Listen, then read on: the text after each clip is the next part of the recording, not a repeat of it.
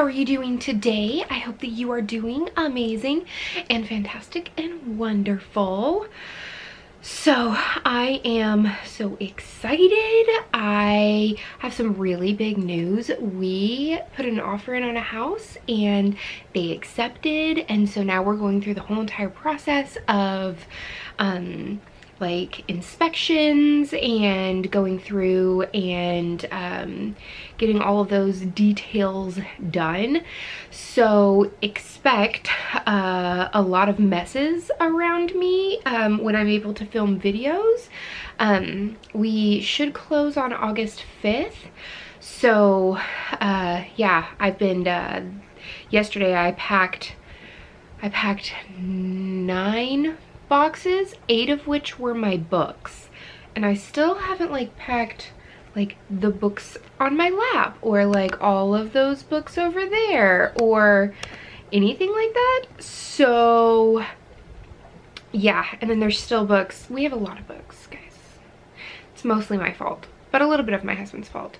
But so that's some really good news. We will have hopefully everything will go smoothly, and we'll be moving in the weekend of August 5th, and then we'll have a new house that's big enough for Nick and Alex to have their own rooms and all of that fun stuff.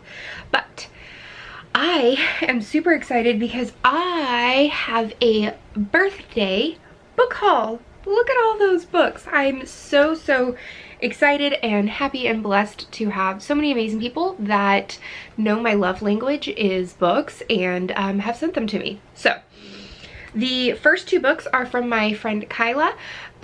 She is part of the Cozy Engagement group that we run on Instagram, and she got onto my Amazon wish list, my book list, and she bought me Bayou Book Thief by Ellen Byron. This is a vintage cookbook mystery series.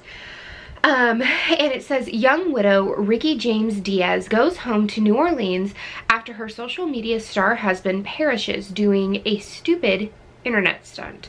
Ricky's dream comes true when she joins the quirky staff of Bon V Culinary House Museum, the spectacular former Garden District home of late bon vivant Genevieve V. Charbonnet, the city's legendary restaurateur. Ricky is excited about turning her avocation, which is collecting vintage cookbooks, into a vocation by launching the museum's gift shop, Miss V's Vintage Cookbook and Kitchenware Shop. Ricky discovers that a donated trunk contains the body of a cantankerous Bon V employee who was fired after being exposed as a book thief. The skills Ricky has developed ferreting out hidden vintage treasures comes in handy for investigations. So I thought that this just sounded super cute. Like, book smell, guys.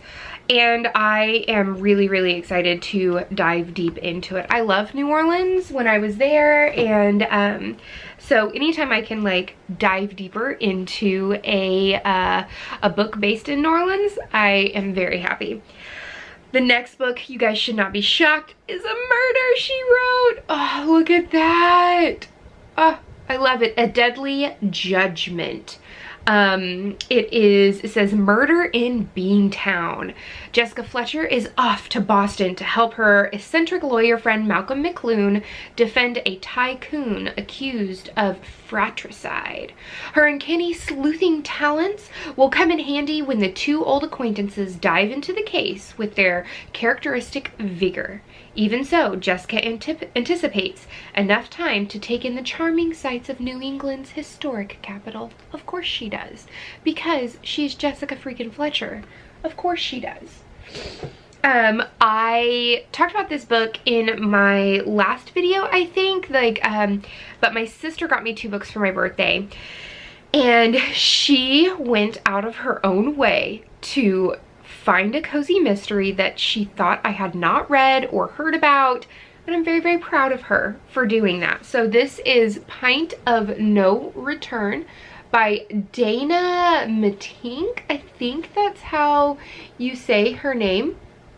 It's freaking adorable. It's super thin as well.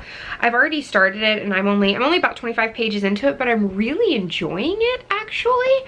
A murder upends everything in one fell swoop. After her divorce from her thrice married embezzler husband, Trinidad Jones is finally ready for a fresh start. When her ex deeds her a storefront in Upper Sprocket, Oregon, she decides to pack up her dog, cash in her settlement, and open her dream business, the Shimmy and Shake Shop, unleashing her monster freak shakes on the dessert-loving world. It is a sticky situation since the other two ex-wives also call Sprocket home. But when a neighbor business owner is killed and the person who is the suspect is one of the other ex-wives, Trinidad is has put it up to herself to figure out the whodunit, and it's really, really, really cute so far. My little sister also got me the Final Girl Support Group by Grady Hendrix. I talked about this as well. I'm hoping to read it this month, but it's basically all of those girls that are the final girl in the horror movies have created a support group for each other because no one knows what it's like to be the only one left other than another final girl. But something mysterious is happening because the final girls members start disappearing, and so it's supposed to be really, really good, and I'm pretty excited to read it. I like Grady Hendrix, so yes. Then on my birthday, my husband and I went to Barnes & Noble and we went and saw a movie, and then of course he got me 3 books from Barnes & Noble. It was not the how many books can I hold challenge from last birthday, but that's okay. We'll keep them anyway. But so I got The Constant Rabbit by Jasper Fforde. So I really, really loved the Jasper Fforde book I read last month, which was about the nursery crime division and like Humpty Dumpty's murder and everything. And Jasper Fforde just writes really, really quirky and sort of like interesting books. And so this one's basically England 2022. There are 1.2 million human-sized rabbits living in the UK. They can walk, talk, and drive cars, the result of an inexplicable, spontaneous, anthropomorphizing event 55 years earlier. I kind of want to equate the rabbits being treated as like they're put off in their own kind of like neighborhood, and they're not really accepted by the human population.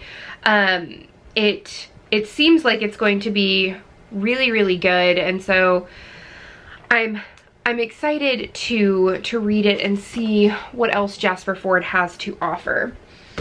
The next one is was on their monthly pick, and it looks pretty funny. It's called The Dead Romantics.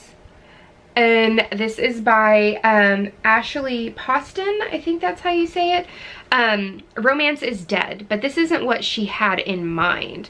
Florence Day is a ghostwriter for the most prolific romance authors in the industry, and she has a problem. After a terrible breakup, she no longer believes in love. It is as good as dead. When her new editor, a too handsome mountain of a man, won't give her an extension on her book deadline, Florence prepares to kiss her career goodbye. But then she gets a phone call she never wanted to receive, and she must return home for the first time in a decade to help her family bury her beloved father. She has run from that town for the past 10 years, and when she returns, everything seems to be the same as it was 10 years previously, until she finds a ghost standing at the funeral parlor's front door, just as broad and as infuriatingly handsome as ever, and he's just as confused about why he's there as she is. So, I don't know. It looked quirky, it looked fun, it was like a romance mystery kind of thing, which I'm totally digging.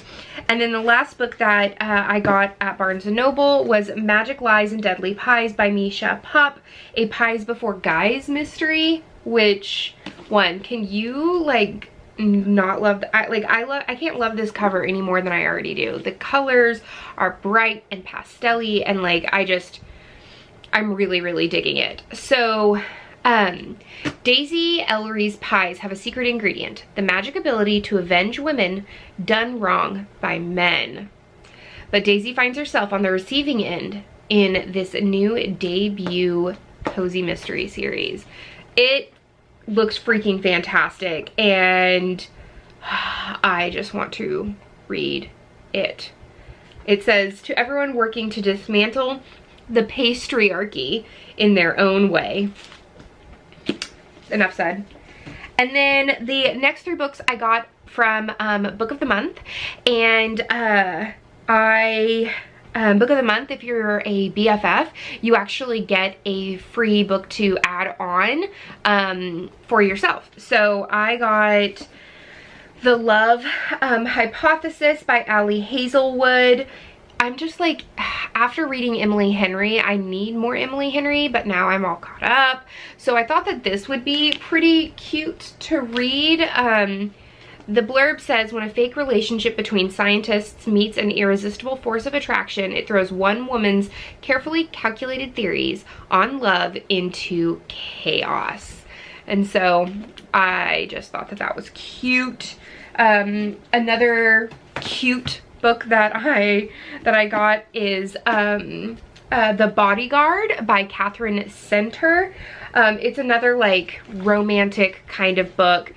She's got his back. Hannah Brooks looks more like a kindergarten teacher than someone who could kill you with a corkscrew or a ballpoint pen or a dinner napkin. But the truth is, she's an executive protection agent, aka a bodyguard. And she just got hired to protect superstar actor Jack Stapleton from his middle-aged corgi breeding stalker. And it just like, it goes through, and I don't know, it looked super adorable, and so I'm excited to read it. And then the last book that I have is a thriller, and it's called Breathless by Amy McCulloch. This one had me on the edge of my seat. There's a killer on the mountain. Journalist Cicely Wong is in over her head. She's come to Manaslu, the 8th highest peak in the world, to interview the internationally famous mountaineer Charles McVeigh on the last leg of a record-breaking series of summits. She's given up everything for this story. Her boyfriend, her life savings, the peace she's made with her climbing failures in the past. But it's a career-making opportunity. It could finally put her back on track. But when one climber dies in what everyone else assumes is a freak accident, she fears their expedition is in danger. And by the time the second climber dies, it's too late to turn back. Stranded on a mountain in one of the most remote regions of the world, she'll have to battle more than the elements in a harrowing fight for survival against a killer who's picking them off one by one. Ugh, that just sounds so good. Sounds so good. So those were the 10 books that I got for my birthday. I'm super excited. Hopefully I can start diving into them more, but reading might have to take a hiatus for a little bit as we pack up the house. So what are you guys reading right now? And what do you guys have anything planned for the rest of the summer? I really want to know. But that's the end of this chapter of Courtagonist. Please give this video a thumbs up and subscribe if you haven't already. And until next time, guys, happy reading. Bye.